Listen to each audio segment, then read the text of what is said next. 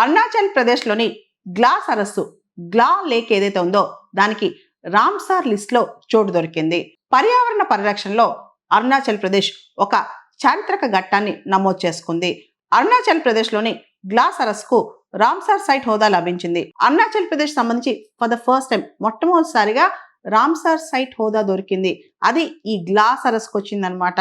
ఇది భారతదేశం మొత్తం చూస్తే 101వ రామ్సార్ సైట్ గా గుర్తింపు పొందింది. మన ministry of environment, forest and climate change వాళ్ళు ఈ దిశగా ఒక ప్రకటనలో తెలియజేశారు. తూర్పు హిమాలయ ప్రాంతంలోని కామ్లాంగ్ టైగర్ రిజర్వ్ పరిధిలో ఉన్న ఈ గ్లా లేక్, ఈ గ్లా సరస్సు ఏదైతే ఉందో ఇది స్వచ్ఛమైన మంచినీటి సరస్సు అంట.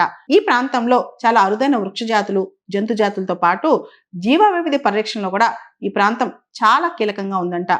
ఈ ప్రాంతంలో ఏదైతే గ్లా సరస్సు ఉందో ఈ ప్రాంతంలో దాదాపు 150కి పైగా వృక్ష జాతులు, 49 రకాల ఆర్చిడ్ జాతులు నమోదయ్యాయి. ఈ గ్లా సరస్సుకి రామ్సార్ సైట్ లో స్థానం దొరకడం అనేది అరుణాచల్ ప్రదేశ్ కు స్పెషల్ గుర్తింపే అని చెప్పొచ్చు. అరుణాచల్ ప్రదేశ్ కు ఈ గ్లా సరస్సు అనేది ఇదే తొలి రామ్సార్ సైట్ కావటం ఒక విశేషం. ఈ గుర్తింపుతో అంటే అరుణాచల్ ప్రదేశ్ లోని ఈ గ్లా సరస్సుకు అంతర్జాతీయ స్థాయిలో గుర్తింపు రావడంతో ఈ సరస్సుకు సంబంధించిన పరిరక్షణ కావచ్చు, శాస్త్రీయ పరిశోధనలు కావచ్చు, జీవ వైవిధ్య సంరక్షణ కావచ్చు, ఈ సరస్సు ప్రాంతంలో వాతావరణ మార్పు, క్లైమేట్ చేంజ్ అంశాలు కావచ్చు, వీటన్నిటికి సంబంధించి ఒక ప్రత్యేకమైన ప్రొటెక్షన్ రీసెర్చ్ ఉంటాయి. అయితే ఇక్కడ రామ్సార్ గుర్తింపు అంటే ఏంటి? ఇరాన్లో రామ్సార్ అని ఒక ప్రాంతం ఉంది.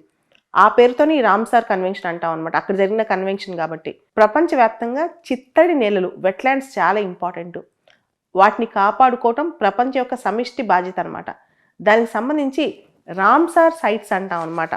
ప్రపంచంలో మొత్తం కూడా 172 దేశాలు రామ్సార్ కన్వెన్షన్ మెంబర్స్, భారతదేశంతో సహా. సో అక్కడ చిత్తడి నేలల పరిరక్షణ కోసం రామ్సార్ సైట్స్ అంటాం అనమాట.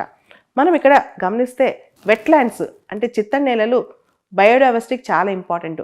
హైడ్రలాజికల్ సైకిల్ మెయింటైన్ చేయడంలో, ఫ్లడ్ కంట్రోల్లో, వాటర్ ప్యూరిఫికేషన్లో, వాటర్ రెగ్యులేషన్లో, తర్వాత ఫ్లోరా ఫానా విశిష్టమైన స్పీషీస్, అవి ఎనిమల్స్ కానీ ప్లాంట్స్ కానీ వీటిని కాపాడటంలో, ఇలా చాలా అంశాలకి, ఈవెన్ సైక్లోన్, ఫ్లడ్ మేనేజ్మెంట్లో, వీటన్నిటిలో కూడా మనకి వెట్లాండ్స్ చాలా కీలకం అనమాట.